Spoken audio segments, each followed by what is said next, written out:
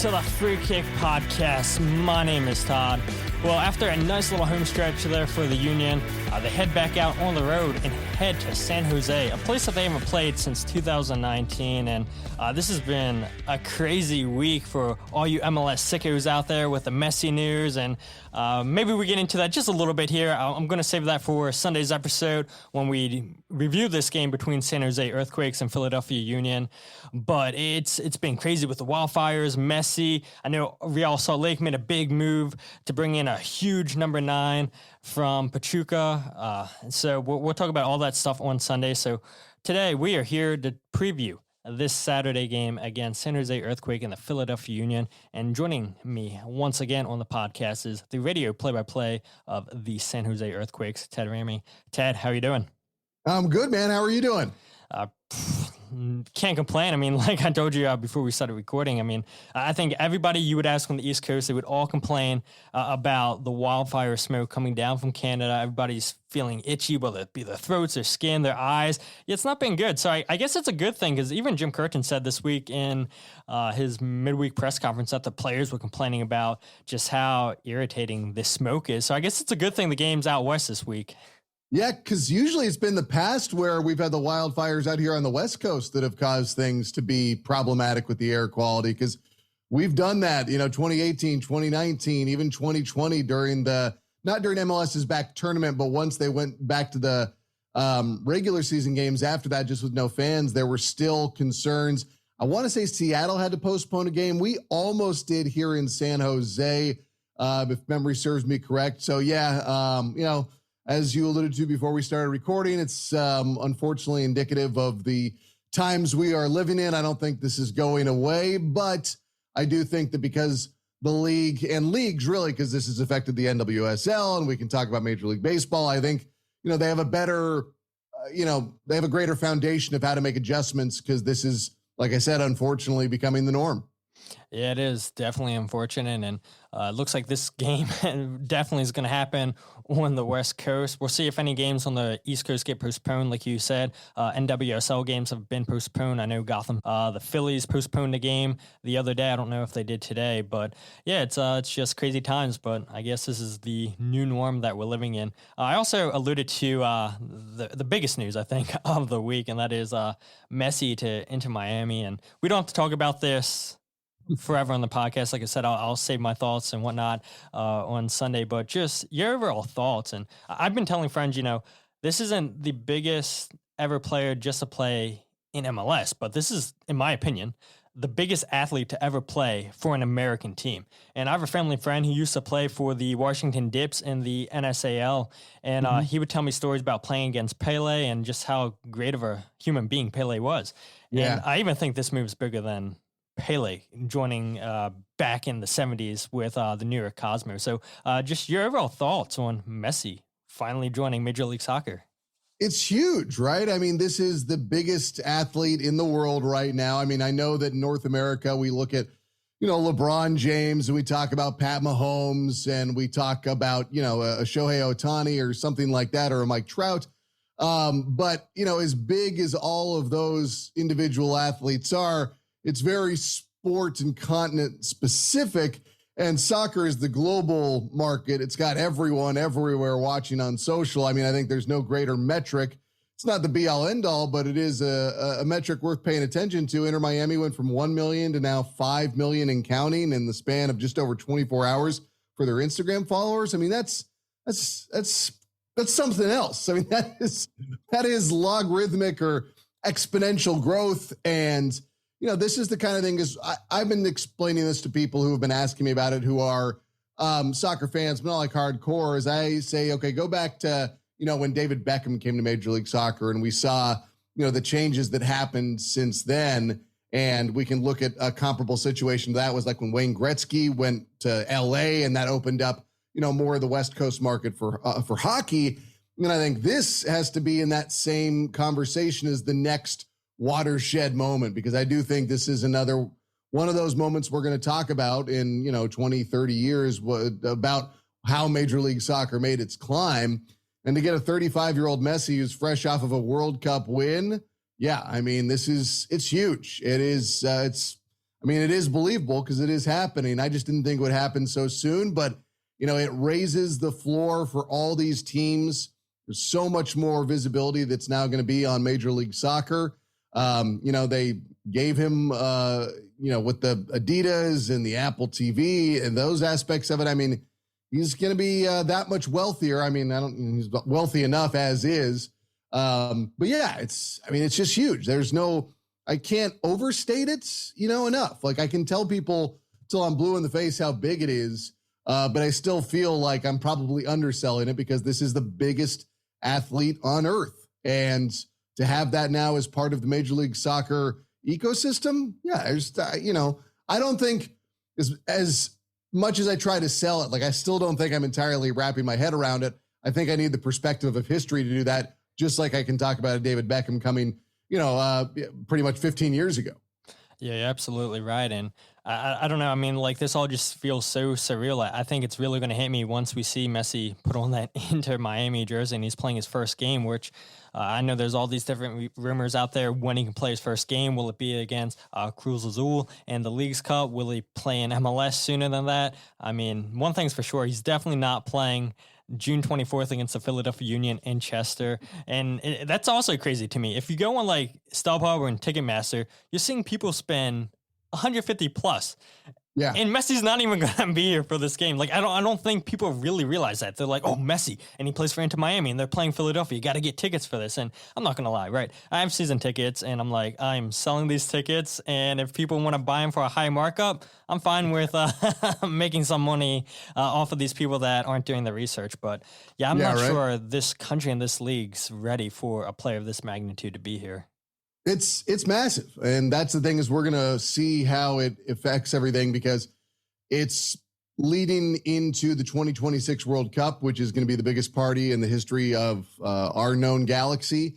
And with that on top of it, with Messi being here and getting more people paying attention to Major League Soccer and more people paying attention to the United States men's national team, the soccer scene that existed heading into the 2022 World Cup versus what might exist after the 2026 World Cup, it'll be that much bigger. I think we're going to talk about that period of time when we're 10, 20, 30 years in the future of 2022 to 2026, Messi coming and the build up to the World Cup. We're going to point to that as being probably on par with 1994 with the World Cup being in the United States and leading to the formation of Major League Soccer. It's going to be one of these seminal moments for the league. And it's exciting. I mean, that's just what I keep on coming back to. It's very exciting. And I love that he's here because I have friends that I affectionately call Euro soccer snubs. And I've been telling them, well, now that we've established that MLS is the greatest league on the planet. And by the way, America invented soccer. Yes, it's called soccer. I was like, now we can tell you about how great playoffs are. And I've just been trolling the heck out of all my friends. But no, I mean, it's huge. I mean, again, that's what I keep on coming back to. This is one of those moments that we're going to keep on pointing to. And it's pretty cool. Like that's my other reaction as a fan of sports and of soccer beyond being a broadcaster. Like this is really, really cool. Absolutely. And I know you're dying to call a San Jose Inter Miami game and calling Messi. I mean, I can't even, man, it's going to be so crazy. So hopefully, I don't think you guys have Inter Miami on the schedule this year, right? We do not, so, unfortunately. Hopefully next year, right? So, right. That would be fantastic for you guys. Have Messi go on an MLS tour, play all these games, play like, I don't know, not even have, I know there's 17 games or whatever at home, 17 away, but maybe some less away games or whatever. Let's get I made more. the joke. The hottest ticket in the country is Taylor Swift, and then it'll be wherever Inter Miami's going. That is true. That is very true. But like I said, I mean, we could talk about this for a whole episode. I'm sure there are a ton of podcasts already that are just Messi specific. So we're going to go ahead and talk about the San Jose Earthquakes and Philadelphia Union here in a bit. But let's go ahead and focus on San Jose's 2023 season so far after 16 games. The Quakes are currently unbeaten in the last 3 matches, only conceding once. And when you compare this team to where they were last season, they do seem to be, at least on paper, miles ahead. 376, 25 goals for, and 35 goals against last season, comparing to this year, 6-5-5, 19 goals for, 19 goals against. So, I mean, defensively, they've conceded a lot less goals. And I'm sure Luchi Gonzalez would say, yeah, 19 goals in 16 games, that's a little bit too many goals that we want to concede. But, it's a lot better than 35. So, I mean, both defensively and offensively, like I mentioned, seems like categories on paper, this team's miles ahead from where they were last season. Just what's been the difference so far, you think? The defensive organization has been a big part of it. I also think you have to look at the offseason acquisition of Carlos Gruezo, the designated player at the 6. He's been really good. Rodriguez, the Brazilian center back who was acquired late last season, he has been very good. He's the more aggressive of the pairing with Jonathan Mensah. Now, Jonathan Mensah has missed the past few games due to a coach's decision, and I have not heard whether or not he'll be playing in Saturday's game, but he was back with the team in Colorado, and I imagine he will play on Saturday. But, Union fans know Mensah from his time with Columbus, and he was acquired for San Jose a couple weeks before the season started because our other Brazilian center back, Nathan, went down with the torn ACL. He's been really good. The tandem of Rodriguez as well as Jonathan Mensah combined with Gruezo, Paul Marie, one of our fullbacks, he was drafted by the Earthquakes back in the first round of 2018. He's really upped his game. He's been playing great on the defensive side of things. And then whether it's been Carlos Acapo or Paul Marie or also Miguel Trauco on the left side with Paul Marie moving to the right side, it's been pretty good along the back line. It's been nice. And you have Gruezo with that, and it just everything got a lot more calm compared to a year ago.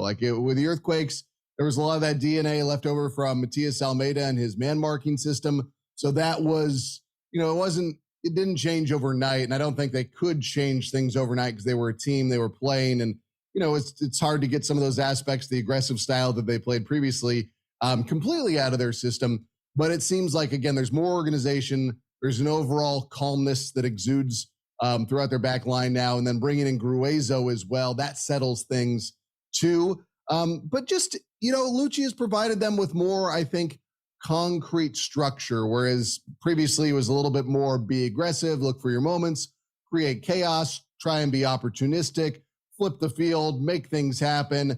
Now they are working on transition because they've got speedy wingers, whether it's going to be Cristian Espinoza on the right or Cade Cowell or Benji Kikanovic on the left. They've got speed on the flanks. They've got Jeremy Ebobisse up top, who's fast as well. They can move quickly, but they're not in as much of a hurry, and they're riding a little bit of a lower block to try and flip the fields and make things happen. So it's not as much of a risk when they do try and go for that turnover to try and poke the ball away. They're not wide open behind. So there's more conservative aspects of it than there were a year ago, but it's all these things together, right? And then the other aspect of it is that, they really could only go up.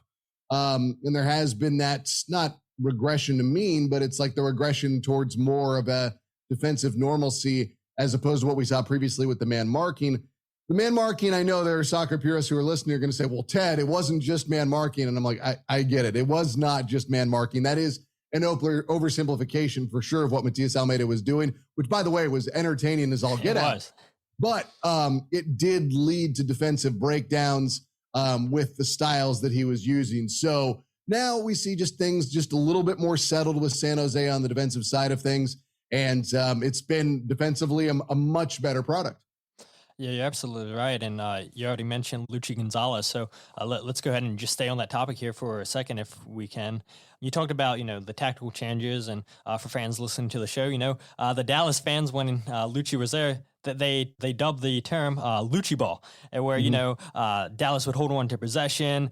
They would just tie you out with their passing, and then they'd hit you with a counter press. So Luchi had a specific style that he wanted to play in Dallas, and yeah, unfortunately, it didn't work out with him in Dallas. And I've always been fond of him. I think he's a very good tactical coach. And I think there's a reason after he left Dallas why he was brought into that national team spot with the U.S. Right. Because they know how bred of a mind he is. And, Dallas's loss is San Jose's game. Now, what San Jose have to do is, give him time. And I think for the most part, MLS teams do give the managers time. I was reading a article in The Athletic with Pablo Maurer and Wayne Rooney. He said, that's the difference with MLS and European teams where they're not given time to implement their style, their system. In MLS, you can see the different aspects of teams where They're given a longer leash than you are in Europe, where you're dealing with promotion and relegation. And so I guess that is one of the pluses for MLS fans, for teams, where the managers can try to get their style in. And Dallas just wanted to move away. But you talked about how San Jose is playing, and from not a one field perspective, but a culture and a personality standpoint off the field. What have you noticed that Luchi's brought that was maybe missing last season? My immediate reaction is just his overall communication. Like, the theme that we got on day one of training camp when we had media availability is how much he was communicating his ideas to the players, communicating those ideas to the media members. And then that seemed to be bringing forth more communication between the players themselves. And I talked to Jeremy Ebobisse about this, because I saw him telling Cristian Espinoza when they were doing drills, he was saying, don't aim up here and don't aim, low here. He was saying, aim for my midsection. And he was talking about that. He was saying, yeah, he's like, because if he misses high, it's going to go over my head. If he misses low, it's going to get caught up by, the feet of defenders. He says, but if he's aiming for my midsection and he misses high, I've still got a chance for a header.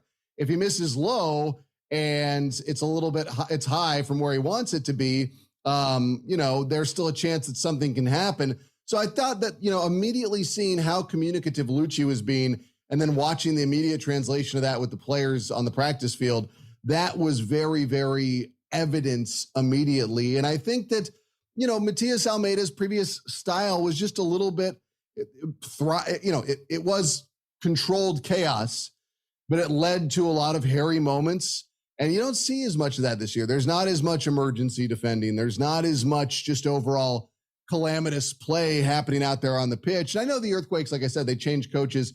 I think before the 8th game of the year last year was April 23rd when they had their first game under Alex Cavella, who was the interim head coach. But like I said, you've now had that season gone by. They've had Luchi come in. Luchi, although I do see some of the things that he did in Dallas, I think he has also adopted a lot of the things that were going on with the national team as well when he was there with Berhalter. And which is even funny is if you go and listen to the interviews early in the season with Luchi, he even copied some of the Greg Berhalter cadence of speaking, because I think he had spent so much time with him in the time that had preceded him joining the Earthquakes, because it was pointed out, he's like, hey, he's kind of, there's a little bit of vocal mimicry going on, which I thought was fascinating. But yeah, I think Luchi's just, he knows when to be fiery. He knows when to be hot, but he's got this background where he was also a teacher, literally in the education system. So when you watch somebody who knows how to teach, because before he was the head coach, for people that don't know, he was the academy director for Dallas from 2012 to 2018. Then he became the head coach from 2019 to 2021. And my argument has always been well, yeah, he did so well. He developed so much talent. They sold them on and didn't replace it. And he was kind of at a deficit, which led to his dismissal. But like you alluded to earlier, Dallas's loss is San Jose's gain. But I just, I feel like there is a lot of teaching going on. And it's not like Luchi's out there saying oh, I know so much, I'm going to, give you the tip of my finger of knowledge and make you a better player. But it seems like when you watch him with the players, when you watch the way he's going about things, it seems like he's doing a very good job of explaining how a player can maximize themselves on the pitch and how they can do what he wants to do. Because there's a lot of coaches, they'll tell you what to do, but they don't really do a great job of explaining what that means. They'll bark an order, but in the midst of, the game of football, that can mean anything. But you see him, it seems like he's doing a very longer approach of how he wants to explain and how he wants to make things happen. And I think that's why, the Earthquakes, they recently got their first road win in Seattle. And he was not panicking when the Earthquakes had trouble on the road earlier. Game 1 versus Atlanta, they gave up 2 stoppage time goals and went from a 1-0 lead to a 2-1 loss. And, he didn't panic on that. In New York, there was a situation with Van Zier where there were, 30 minutes of stoppage time added on. The Earthquakes were not able to hold on to leads there. Same thing in Austin, unable to hold on to leads. They weren't unable to hold on to a draw against LAFC. And so you had this run of giving up points in stoppage time and not being able to get over the hump. And even at home against Dallas, they gave up a late goal. But, there may have been some of that exercising of demons against Seattle. And I think they were able to do that because Luchi hasn't been losing his head. I think I don't want to speak out of turn, but I'm sure he's been frustrated about giving up some of those late goals. But you never saw him show it publicly. You never saw him freak out on the field or anything like that. And I think that the juxtaposition of how things were previously versus how they are now, it's leading players to feel emboldened and empowered in their roles out there on the pitch. And I think it's yielding a better product. Yeah, I agree with you 100% because there's some managers, and we don't have to name names, but they completely lose it, and then you hear it in their press conferences with the medias around the league. And there's a couple teams out west that come to my mind right away. But again, it's not going to name names. But I'm like, it's like one. You don't want your emotions to be shown because, when you're speaking to the media a certain way and everything, and you're getting all frustrated, I think that's a reflection of how your locker room is overall. And then you start to question, okay, well, how much longer are you going to be in charge of your team? So, I mean, if you lose that locker room, you might as well move on from the manager, in my opinion. But at the start of all that, you mentioned Cristian Espinoza and Jeremy Ebobisse. 8 goals and 5 assists for Cristian, 6 goals and 2 assists already this season for Jeremy. And after a career year last year for Ebobisse, where he scored 17 goals, we're now seeing a career year for Espinoza, and we're only 16 games in, 8 goals, a career high for him. And they're the second highest scoring duo in MLS with 14. And both of these guys are in their third year playing together, and they seem well on their way to pass the 24 goals that they scored last year together. Just what have you seen? You mentioned a little bit just their training, talking, hey, don't shoot high, shoot low and all that. But, what else have you seen from these two where it seems like they're going to pass 24 goals this season? I think that with Espinoza, I think that he was really, really good last year. And I think that he's just been given more freedom with Luchi to just be aggressive, to shoot, to make things happen. I think also with Jeremy Ebobisse being a 17-goal scorer last year, he's a lot to worry about up top. I also think Cade Cowell, maybe if the numbers aren't there right now, I think as everybody saw at the U20 World Cup, that his play is a handful for whoever has to handle him on the outside. So I think that, they're doing a good job of creating opportunities for themselves. And with Cristian Espinoza, I mean, he's fast, he's direct, he has a good first touch, he'll catch the ball in rhythm, he's got great vision. You can get Ebobisse to pull defenders away because Espinoza, they know that he can put the ball in a dangerous opportunity for Ebobisse. So I think there are times where Espinoza has been given a little bit more space, and that's really helped things out. And I think that, the Earthquakes have done a good job of connecting the chain, going from Gruezo to Yule to Montero to the wing, back to Montero, Yule, go out to the right wing. They can flex from each side of the field. And, it's not just the typical cycling of possession. It's a cycling to create space and attack. And I think they've done a really good job with that. And part of it is because Jackson Yule has been opened up offensively to where Carlos Gruezo can be really strong in that defensive 6 position, giving Yule the option to run and give him some room and space. When he gets going in space, he can hit dime passes, and he does that often with Espinoza, which gives him room to run. And it's created a nice overall dynamic. And, spraying the wings from the midfield is something that we saw with Berhalter. So, you see the little touches in that aspect of the game that the Earthquakes are playing. But it's, the attack still has a way to go. I think we all see flashes, but there's not tons of consistency. And we heard actually Luchi talk about this today, that there are, talking about pieces and bringing something in and seeing if there's going to be the right fit. And he didn't say anything definitive, but, it said it was something they would look at. But you kind of feel like this team right now is one piece away from being able to really, be one of the top teams in MLS because, they, in the Western Conference, they beat Seattle on the road. They beat LAFC at home. And then on the road against LAFC, it was a 1-1 game until the 94th minute when they gave up a penalty on kind of a freak play, ended up losing that game. They gave up a stoppage time goal to Dallas, probably should have won that game. And it's unfortunate they did give up the goal. They tied against them. The one game against the top teams in the West that they did not play well was against St. Louis. And in that game, Jamiro Montero was out, I believe, on a red card, and Carlos Gruezo got hurt and went down about 25 minutes into the game, and then it went from 0-0 to 3-0 fairly short order after that. So, seeing Philadelphia in particular, with the way Philadelphia has been playing as of late, this is a real big challenge for the Earthquakes to see where they stack up with another one of the powers in the East.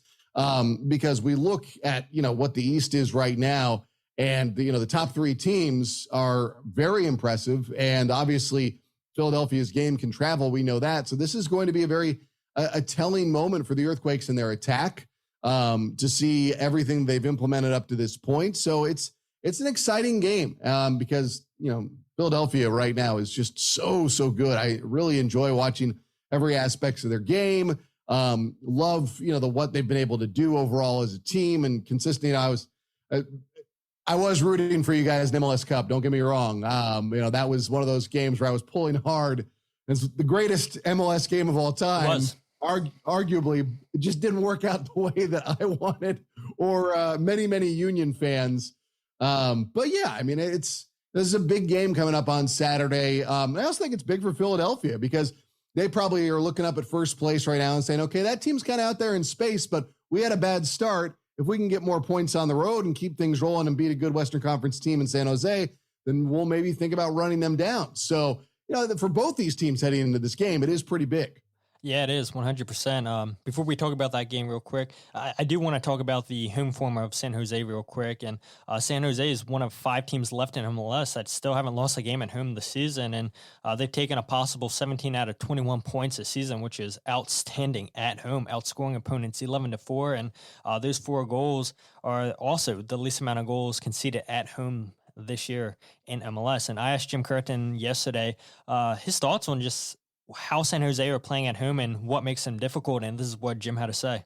Winning at home is key to success in this league. You see what Cincinnati's doing at home. You see what San Jose's doing at home. I always say it, if you can get to double-digit wins at home, you're almost a lock for the playoffs. And it's not easy to do. It's easy to say, but they're well on their way to doing that. And they have a really strong team. Luchi has taken a lot of his work at Dallas. I'm sure sprinkled in some stuff with his time with the national team. But you can see he's getting a lot out of his players. They enjoy playing for him.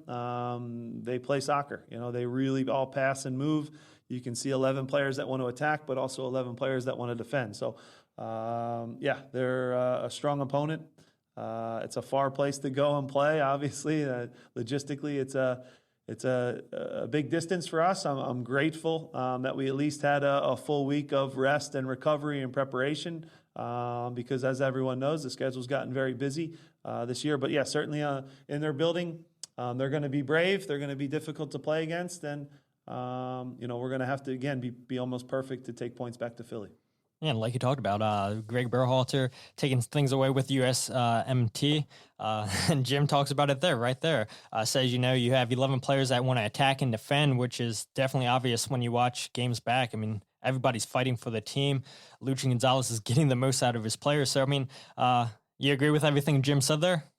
Yeah, I think he nailed it, and I think he nailed the other aspect of it about coming from East to the West Coast, because I was talking to Dave Leno, the radio broadcaster for the Union. He's going to be calling this game at 10:30 at night on the Philadelphia clock, and that's a late night. And it's hard. This is the thing that I discovered, and I always joke about it. I'm some normal gym bro doing curls in the squat rack like everybody else, but I've done these road trips when you travel from one side of the country to the other.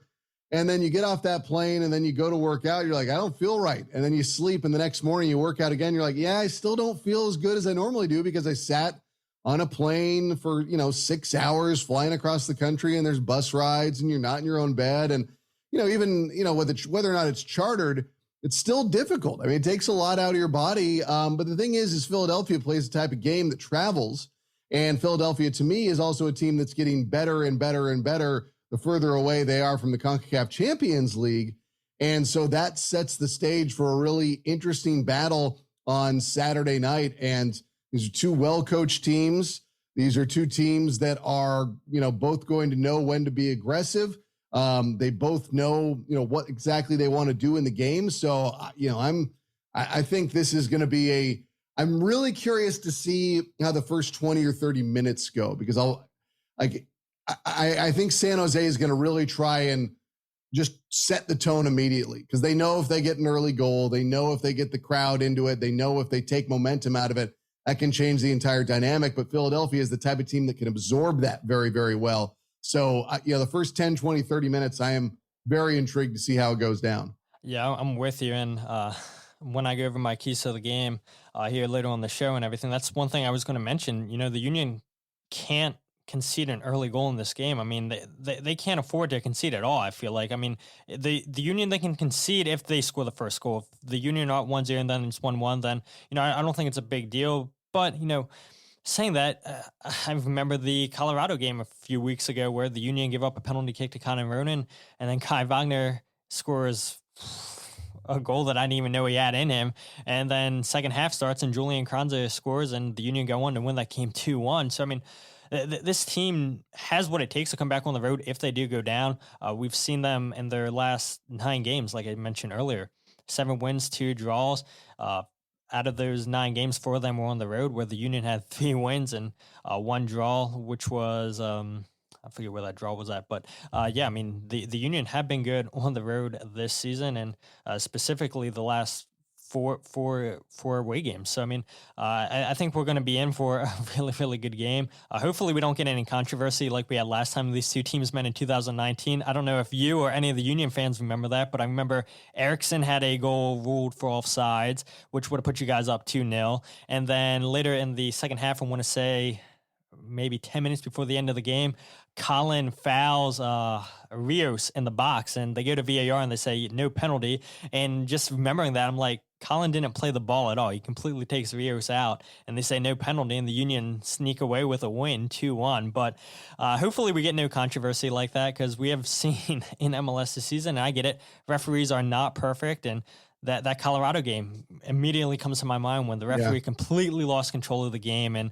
we have red cards and everything. And the one thing that the cameras did not pick up, and I was in the stadium for that game, I flew out, Jim Curtin completely left his technical box and ran into the technical box of Colorado. I'm like, how didn't Jim Curtin just not get a red card? They completely missed it. And I'm like, if anybody should have got a red, it should have been Jim Curtin for just going berserk in Colorado's technical box, and it didn't happen. And I guess fortunate for him, but yeah, I mean, hopefully, like I said, no controversy and we get a good game, which I think we should. And Union fans should know too, the last time that the Quakes actually beat the Union was in 2013, and I do feel like San Jose is due for a win, and I wouldn't be surprised if it's this game. Yeah, it's been a while, but the thing is, these two teams are both good. And that's the kind of thing is like, this is why I'm excited for this game, because you know the strengths of these teams. They don't really have a lot of weaknesses because, as you've seen, I mean, I guess you could talk about the attack of San Jose not being, flawless at this point, but they're not conceding a lot lately. So it'll be pretty exciting when these two teams meet. And as I've joked about with Leno before, I say, hey, if we can get this worked out for an MLS Cup matchup, I wouldn't be too unhappy about that, because also beyond how much fun it would be for those of us involved, B, it's like the Union have kind of set a mold for what I think teams like San Jose want to turn themselves into. I think Dallas is also part of that as well, but I do think you look at the Union and say like, hey, they're doing something that we want to learn from and have that influence how we're developing players and having that, feed into the first team. Yeah, you're absolutely right. And I think a lot of that too is San Jose, Philadelphia aren't your big spenders in MLS. And it's about, scouting right. Number one is very important to identify the right targets. But number two, coaching. And we talked about Luchi Gonzalez. San Jose have a great manager in Luchi, and hopefully he's there for a very long time, and San Jose fans would love, obviously, a couple trophies during Luchi's time. But one last thing I ask before I let you plug your social media, I guess maybe two. I know Jamiro Montero was on the Cape Verde roster. So do you know if he'll be there for the game against the Union? And two, Daniel started the last 3 games. Is he going to continue to start, you think? The first part with Jamiro, I know he was called up. I have not heard, and I need to go listen to the press conference from earlier today to see if that was addressed. And then Daniel has been back in the starting keeper role, and he's played very well, including a big stop on a penalty against Colorado. So, yeah, it seems like This is his role. He was brought in. He and JT Marcinkowski battled during camp. He started the first 2 games, then hurt his knee, and then it was JT for a while, and then they made the switch back to Daniel once he was fully fit and ready to go. So it seems like Daniel is the guy right now, but I think the Earthquakes also feel very confident that if they have to make a change, having JT right there is a great option to go to. So those are my 2 answers to those questions. I appreciate it. And Daniel, for Union fans that, don't get a chance to watch San Jose, which I don't think a lot of us get a chance to watch a ton of MLS games just because of the set times. Yeah. And it's like when we're leaving the stadium, then the West Coast games are about to be over when we're home. So it's like, man, it is so hard to watch MLS this season. But Daniel, 91.6 save percentage in his last 3 games while keeping two clean sheets. So it's been fantastic watching him in goal for San Jose. And this is what San Jose paid for, and this is what they were hoping they were getting out of a very, very dominant goalkeeper. But Ted, where can people find you on social media? On Twitter, where I'm most active, at Ted Ramey Media, and then on Instagram, Ted Ramey. I post some fun stuff there as well. But yeah, Todd, I appreciate you having me on, man. Yeah, it's a blast, and I'm really looking forward to, I'm so glad MLS included the radio broadcast feed, so now you can link up that with the game. So I'm going to be checking you out. Sorry, Heath Pierce. I'm a big fan of Heath, but it's like, I love the home broadcasters. Nobody knows the teams like you guys, and it was so devastating once all the local broadcasters got let go of, and I've talked about that enough on this show, I feel like, and again, we can talk about Messi the whole episode. I could spend a whole episode talking about how we need local broadcasters, but it's a good thing that there's still radio broadcast, and now we can link it up with the TV. So Ted, I appreciate you so much for joining me on the podcast, and best of luck on the call and the rest of the season with San Jose. Thank you, Todd. Anytime, man. I'm here for you. Absolutely. And there you guys have it, the play-by-play voice for the San Jose Earthquakes. And if you guys couldn't tell, near the last 5 minutes of the podcast, just Ted and I, we're just talking extremely fast. At least that's what it felt like to me. And we're just getting through our answers just so fast. And that's because I forgot that my Zoom subscription expired. And when I was doing the interview with Ted, it said less than a minute. And so we were just trying to get as much information in there as we could before Zoom closed out the chat. So my apologies if we talk way too fast for you guys. I think Spotify, Google, and maybe Apple Podcasts, I think there's a setting where you can slow down the playback speed. So you guys might have to do that to get in all the information we gave you guys there the last 5 minutes of the podcast. But I wanted to go ahead and bring up just some more things that I wasn't able to bring up with my discussion with Ted because of the stupid 40-minute time limit on Zoom. But not only, are the Union undefeated in the last 9 games like I've been talking about in the last couple of podcasts, like Ted and I were talking about tonight on the podcast. When you look during that stretch for the Union are outscoring their opponents 19-6. And 16 of those 19 goals have been scored by their front 3 of Ua, Carranza, and Gazdag. They've been absolute dominating teams. Carranza in particular with 7 goals in 9 games. What more can we say about Julian Carranza that I haven't said the last couple episodes? You guys have heard Jim Curtin talking about Julian Carranza. We just got to enjoy this guy while we have him. And maybe some of you guys are getting annoyed with me saying that, but it's the truth because of how dominant he has been here. And hopefully he scores a couple more goals here against San Jose and the Union can come away with 3 points. I'm not sure I really feel like the Union will, because when a team hasn't beat you in almost 10 years, or actually, 10 years, that team's due for a win, you feel like, eventually. And I know San Jose and the Union don't play every single year. So is it really 10 years? Maybe not, but it's still 2023 to 2013, regardless if you play every single year, it comes out to be 10 years. So you may not be playing each other every single season, but 10 years is 10 years, right? But yeah, the Union have just been so dominant. In that front 3, are they going to get to 49 goals this season? I don't think so, because what they did last year was unheard of in MLS. But when you have that front three that the Union have, anything's possible, and especially if they're able to keep all three of those guys together for the rest of the season, then yeah, sure, why not? Why wouldn't they have a shot? And you guys heard me say to Ted that 4 out of those 9 games have been wins or draws on the road. 3 wins, 1 draw, and that 1 draw was against the Chicago Fire, where, yeah, Union Twitter, it was blowing up. It was just burning on social media, just like it is right now, I feel like, here on the East Coast. And the Union get 2 goals within like 2 minutes and tie that game 2-2. And I feel like that's really where this run is started, where this team got that belief in themselves and said, hey, look, we know we can come back against teams. We might not have played the best game on the road, but we're still good enough to get results. And it all started with that Chicago game, and we saw the come from behind victory in Colorado, like we talked about. And so I do want to go over my 3 keys to the game for you guys. And starting off with number 1, don't concede first. And I know sounds simple enough, right? But the Union have done that in half their games this season, 8 out of 16 games. And they're tied for the most come from behind victories with 3, tying Dallas. But you don't want to concede against this San Jose team, especially one that are 5-1-3 when they score first.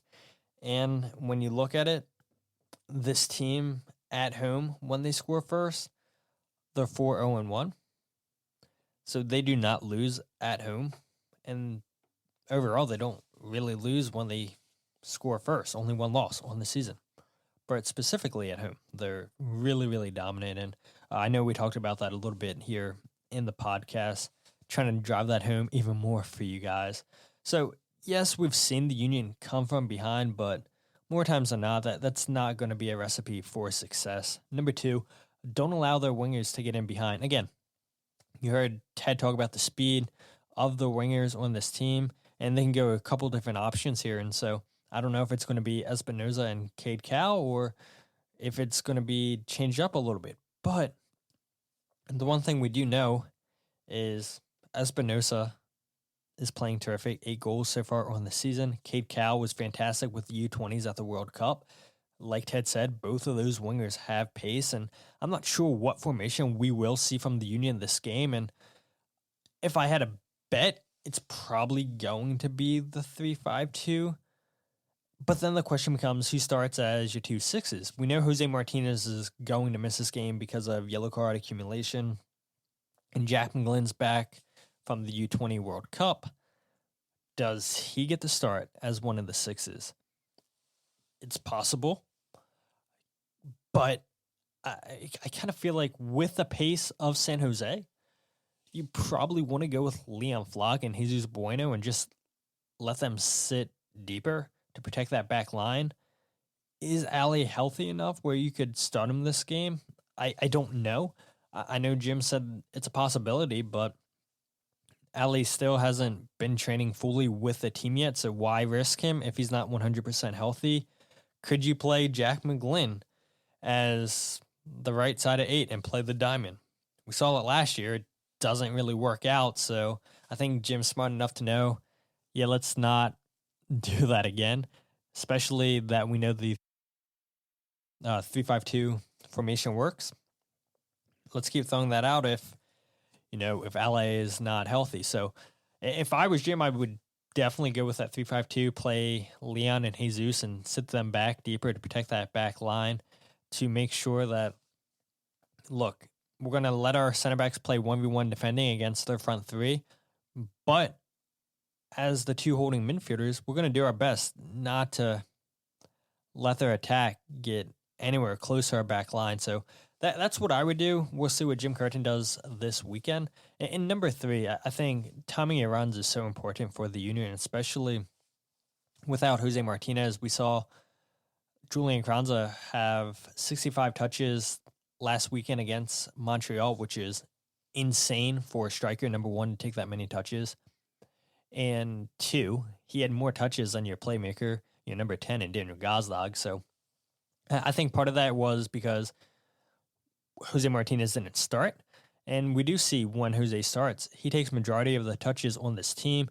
And we saw the Union just playing quick 1-2s against Montreal. We saw Carranza dropping deeper, just playing those kind of passes with Gazdag. And now they're waiting for Uhre to get higher up on the field, getting out on the right side of the field, and now playing the ball out into the channel to him. So I'll be curious just to see, again, what formation the Union go with. But you've got to play those quick balls because Jesus Bueno and Liam Flock, if they do start, they don't play the ball quickly enough that you would want Jose Martinez to play that kind of ball. So because of that, I think it could mess with the timing of the runs. And it was an issue against Montreal, and it's been an issue all season. Like I said, 47 times the Union have been called for offsides, which is the most in MLS, 2.9 per game. So the Union really got to control their runs. And Mikael Uhre told me after the game, it's a little bit on us, the forwards, trying to time our runs better. Sometimes the pass isn't getting there when we want it to. And sometimes the credit goes down to the defense for just playing a good offsides trap. So it's a combination of a whole bunch of things. But regardless, with no Jose Martinez this game, I expect Daniel Gazdag and Julian Carranza to have majority of the touches, and if those guys are going to have majority of the touches again, you're going to see a lot of quick 1-2 passing. And so with that, you definitely got to make sure if you're Mikael Uhre that you don't go off sides. And those would be my 3 games for the Union to come away with some points this weekend in San Jose. But hopefully you guys enjoyed this episode. It's been way too long since we've had a commentator on the podcast previewing a game, so it felt good to finally get somebody back on, and somebody like Ted who has just so much information. And you guys heard me talking about it.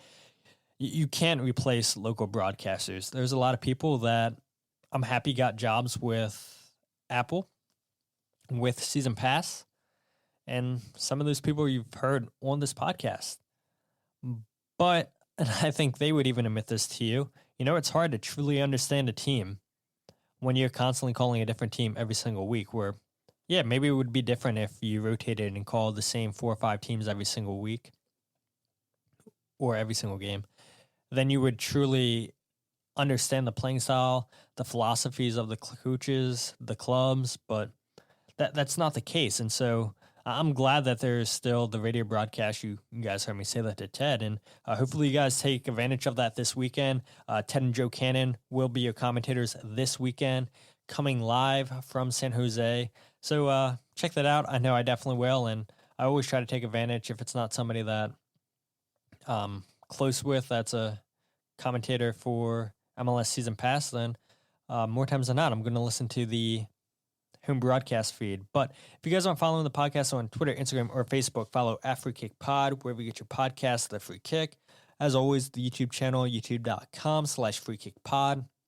Now, for all you guys that are subscribing, liking the videos, leaving comments, that is greatly appreciated. And last time I checked, I think we're 2 subscribers away from 50. And maybe once we get to 100, maybe I should do some kind of giveaway or something. But yeah, I can't believe how fast the YouTube page is growing. And maybe to some of you guys, you're like, 48 subscribers. It's not a ton. But to me, I honestly didn't think that I would get that many in such a short amount of time. So for all you guys that are checking out the videos, I greatly appreciate that. And like I said with Ted, we'll talk about Messi. We'll talk about all the latest MLS news on Sunday, which will be a Monday episode more than likely, which it typically is. And let's hope the Union get all 3 points. Hopefully, like I said, no controversy, and we get a really good soccer game, which I'm sure we will. But until then, my name is Todd, and this is the Free Kick Podcast.